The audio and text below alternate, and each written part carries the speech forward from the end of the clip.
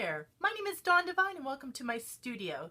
Today is another day of my belly dance makeup challenge and we're talking about makeup for photography. I've had more than 35 years of belly dance experience since I had my debut as a baby belly dancer in 1984. And in that time, I have been a professional dancer, a teacher. I've helped organize and run events. I have been a part of major belly dance clubs and have traveled the world teaching workshops in both costuming and dance. And one of the things that every belly dancer needs is a good set of promotional photos. Even if you're just an amateur or you want to be a pro or you're a semi-pro and you're thinking, well, I want to take that next step, you're going to need photography. So what do you do differently for a belly dance photo shoot than you do for taking the stage? Number one, you want to make sure that you practice the look that you're going to wear the day of the photo shoot ahead of time. You don't want to come in with a new set of false eyelashes that aren't curved to accommodate your eyelids. You don't want to come in with a new product that might act unusual in your hands or unexpected. You want to know all of your materials and supplies. So practice, number one. Number two, you also want to plan your photo shoot looks for the amount of time you have. So for instance, if you've got 10 minutes, you're just in and out, you have one costume, you only need one look. However, if you're going for a photo shoot where it's a couple of hours and you have costume changes, you want to make sure that you plan your makeup so that it builds from lightest to darkest. So let me give you an example. I have a pink costume, a blue costume, and a black costume.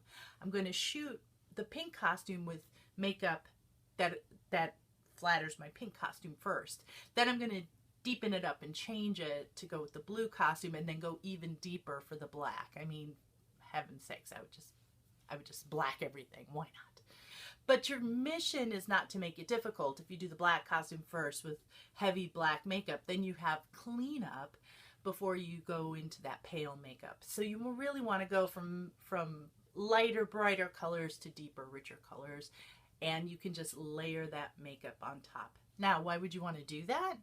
Well, if you have 3 costumes, you want to have 3 makeup looks, because you don't want to be on on your website gallery and see 3 costumes, but the makeup stays the same. If you have 3 costumes where the makeup and the hair changes and the accessories change and the lighting changes, then it suddenly looks like you've had 3 very separate, different photo shoots. It's an illusion. It works. The night before a photo shoot, you want to make sure you get enough sleep. You want to make sure that you're well hydrated. You want to make sure that you don't eat anything that will inadvertently make you puffy or swollen. Avoid salty foods and caffeine. Did I say avoid caffeine? I'm so sorry. I didn't mean that. Avoid salty foods or anything else that you know can be an irritant to your skin. Some people have minor allergies, so if you're allergic to dogs, don't pet a dog the day before. So things like that. Just be aware that today's actions have consequences tomorrow. In the 2 weeks leading up to your photo shoot, you want to take extra good care of your canvas. You want to make sure that your face is as hydrated, moisturized, exfoliated, whatever your needs are, that you take care of them. If you're having an outbreak, use the right regimen in order to clear your skin, smooth your skin, and get it hydrated. If you're holding on to some super special hydrating moisturizers, now's the time to bust them out. The special stuff that you only save for those special occasions. This is that special occasion. And then the day of your photo shoot, you want to make sure that you get up, you drink a ton of water to keep your skin plump and hydrated, but also use your heaviest regimen of moisturizing products in order to really get it soft. And ultimately, once you've got your plan of action, you've got your makeup, you're practiced with your makeup, you know your materials and supplies, you have a shot list so you know when you need breaks in order to fix or retouch or change your makeup. There's a couple of products that you want to make sure that you have on hand. Some of the products you'll want to take with you include a bottle of hydration spray just to take down powderiness if you feel like you're looking a little cakey in the pictures when you look at the rushes. You want to just give yourself a little spray, and it'll moisten up the powder and help it blend in and melt. If you are a sweater and you know that it's going, if you're a sweater, did I really say that? If you sweat and you know you're going to be under hot lights, you'll want to take some blotting paper in order to sop up any excess perspiration, just to keep it from beating up on your skin and possibly ruining your makeup. Another product that I've become a fan of that's appeared on the scene in recent years are mattifying balms.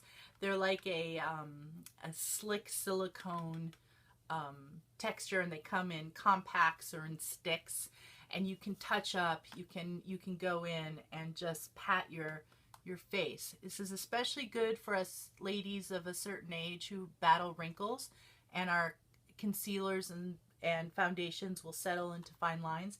Just patting on some mattifying balm will instantly erase that. Just give it a little pat, and it'll help your photos look better in the long run. I happen to have an e.l.f. one, but I also have one from Laura Geller, and NYX makes one, and there's many different versions of it. Just look for mattifying balm or balm stick, and you'll find that. And you also want to make sure that you have some translucent powder with you, some finely milled powder that has no sunscreen in it. Remember, sunscreen will flash back, so if your photographer is using flash, you don't want any sunscreen in any of your products.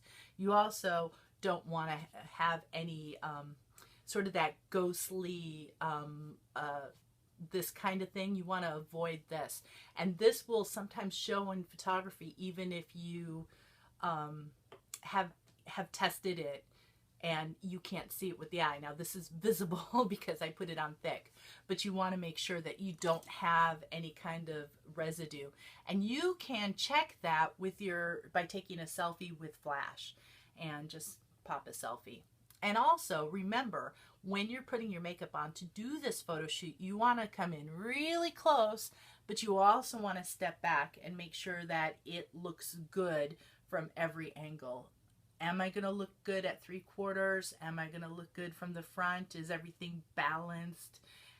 And take moments as you do your application of makeup to just step back and really look at it. And also change your lights. Now I can change my lights by turning this off.